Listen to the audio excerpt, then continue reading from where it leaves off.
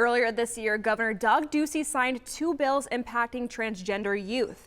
These bills will go into effect within 3 to 9 months. Reporter Valeria Rodriguez takes a look at the impact these laws may have on the mental health of transgender youth. A lot of them are very depressed, not because they're transgendered. That in itself doesn't depress them. It's how they're treated because they are transgendered. Many transgender youth feel targeted after Governor Doug Ducey signed 2 bills earlier this year. SB 1138 prohibits minors from receiving gender transition procedures, and SB 1165 prohibits transgender athletes from competing in high school sports. We are going to see some negative effects to this because we know that, we know that depression and anxiety and engaging in self-harm, which includes suicide attempts, are higher. And these LGBTQ youth.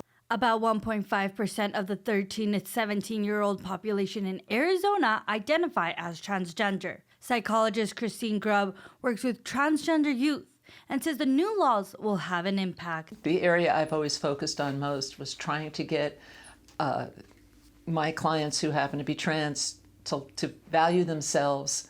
Something that's difficult when you're being excluded. But it is not something that they choose to do. Who would make a choice to be rejected by most of the people in society?